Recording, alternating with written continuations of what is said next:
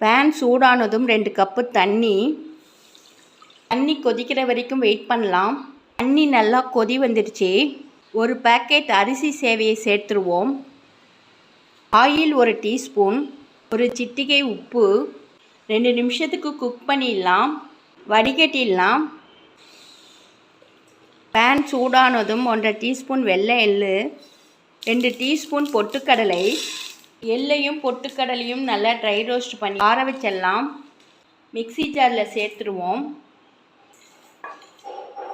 மிக்ஸியில் பொடி பண்ணிடலாம்.